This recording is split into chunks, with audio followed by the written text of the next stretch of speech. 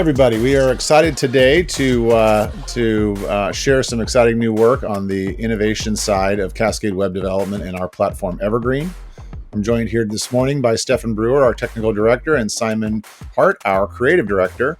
And I just wanted to tee up some exciting work that's been happening behind the scenes. While a lot of the work that we do associated with the platform on an ongoing basis is specific to security, performance, and monitoring, all very important aspects of delivering a rock-solid software solution, it's not the most client-facing or obvious when that work is happening. So the work that's been taking place the last month plus is much more focused on user experience when you log into Evergreen and administer changes to the website. That's really the heart and soul of this work that we'll be unveiling today. So I'm excited to hand this off to Simon and Stefan as they walk us through some of these key updates and help everybody transition to this new interface that we'll be rolling out here shortly. I think to kick it off, Stefan, as you start to step through this, we're going to share some screenshots and recording as you step through kind of some of the updates and changes. And I want to start with that first one on our little bulleted list. That is something that I help support with clients as they reach out, as they get locked out of Evergreen, or they're like, I don't remember my username. How do I do this, right? Let's start with that one. So if you want to start with signing in with username or email, I think that's a huge one. Sure. Yeah. So the first thing you notice with the changes is very subtle, but it says on the sign-in page, username or email address. I've lost count of how many times we get support requests because people have reset their passwords and it's not working, and it turns out that they're trying to sign in with their email address. And so that was a fairly simple pain point to solve. You can now sign in with your username or email address. That's awesome. Okay, so next thing we noticed is we're kind of hijacking a staging site, as you see here in the top left of the screen. This is something that we've also noticed. I've gotten a couple of requests where a client's like, hey, I made this update. I'm not seeing it on live, right? Like, where did it go? And I myself have done this exact same thing. So one of the things we wanted to update was a flag, some sort of notification like, hey, I'm working on the stage site, the sandbox site.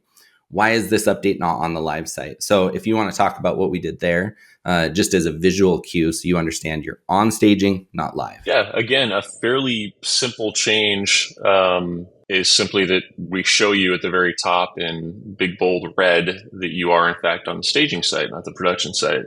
Our hope is that that makes it a lot easier to tell who you are and understand that you're indeed on a staging site. And there's a similar implementation for multi-site as well. But either way, you should know where you are. And then as users are sitting here looking at this, like, this is so different. This is brighter. This is lighter. There's just an emphasis on getting rid of a lot of the forms, like the framing and boxes. Maybe you can speak to some of that effort too, Stefan, that you made in this update. Yeah. So again, as Ben touched on, we focus primarily most of the time on some back-end things that are just not very visible. As time's gone on, we've kind of noticed that there were so many visual elements that it detracted a little bit from focusing on the actual content that you're trying to edit. And at the end of the day, Evergreen is really all about keeping content up to date. And so the idea was to really move everything out that wasn't needed in terms of visual elements so that you could focus on the content. And you mentioned that it is lighter, and by default it is, but as developers, we always like things to be a little bit dark because we're staring at our screens so much. So maybe it's just for ourselves. I don't know. Hopefully some of our users enjoy it too. But if you click on your profile avatar at the top corner, you now have dark mode, and you click on that and everything gets a little bit easier on the eyes. Again, just kind of a slick user experience thing. But hopefully it allows you to focus on that content more. Is that it's a manual switch to go light dark, or is that based on system settings?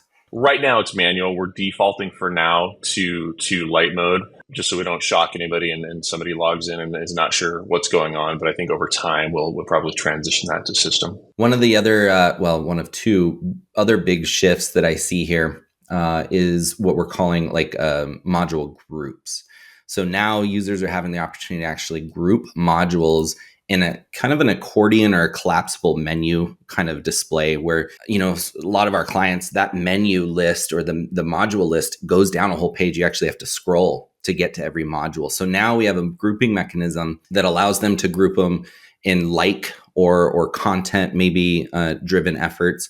Can you talk about maybe how some of that is organized? And then adding to that, I noticed the other change is assets. In previous version, we have asset manager down in the bottom left, all the way at the bottom of that list. If you had a big, long module list, now it's located up in the top right, up by dashboard and support. Maybe you can talk about that afterwards too. As time's gone on, I mean, we have clients that have been with us for 20 years. And so some of our clients have got a very long list of modules, and it's kind of organized in various ways, but mostly as they're added. You've kind of got your base modules at the top, and then different modules as you add them over the years down the side. And it just gets a little bit difficult to keep track of and know where things are.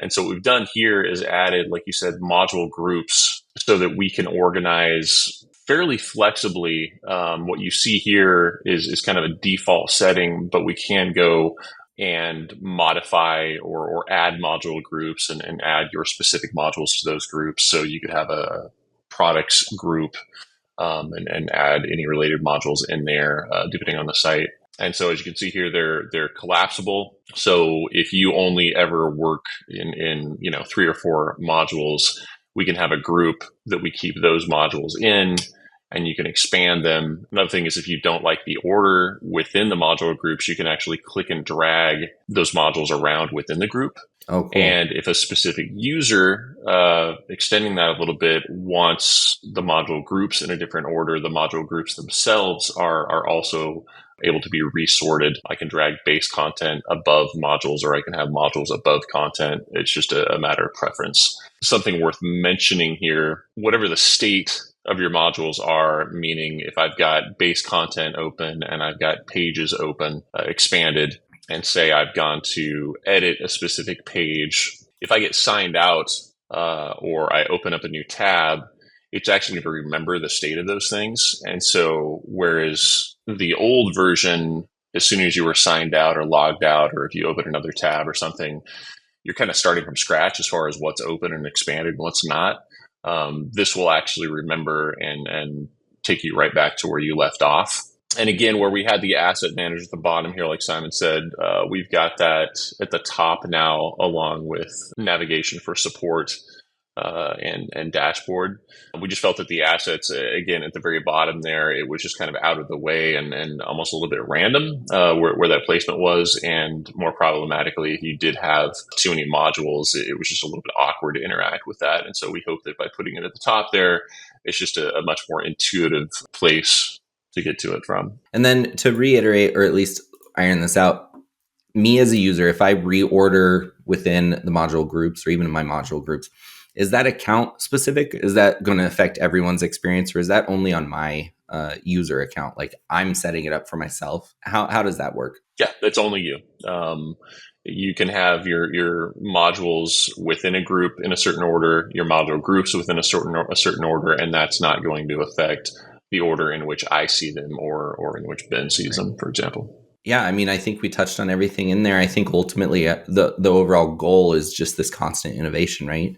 Of making that user experience better, more positive. Stefan, this is awesome. I think overall, just the experience, the user experience and how it's engaged with by the user is, this is improved. I love the lighter colors. I love the flexibility in the modules. What's the roadmap for this? What does rollout look like for this update to Evergreen? Timeline is somewhat flexible. We're going to roll it out to everybody on the staging server Wednesday the 28th.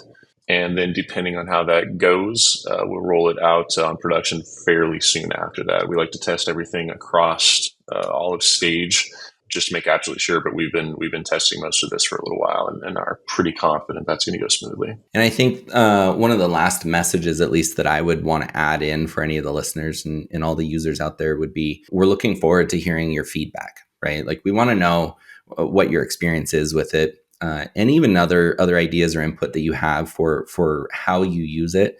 One of the key differentiators between, I think, Cascade, Evergreen most specifically, is each website we build is so custom that each user experience is different. Each need is very different. We don't have this platform that is identical for everyone in some aspects. So we want to hear your feedback on that. And in the email that I send out, there's going to be some instructions with how we can actually receive that, how we can actually curate all of your feedback. So keep an eye out for that as well. Well, gentlemen, thank you for giving us a visual walkthrough. It's really exciting to see this and touch it and see how our clients will be able to experience Evergreen in a different manner. Anytime administrative interfaces are brought up, it's something I know we've dedicated a lot of time and attention toward throughout our history, not just that front-end user that we're developing the website for, but all those administrators that are responsible for making those updates on a daily basis. So we're hopeful that this will be warmly received. And again, as Simon mentioned, really value your feedback in getting back to us, letting us know what you think, and allowing us some good information as we continue to optimize the product that is Evergreen and delight our clients with really powerful tools running their web solutions.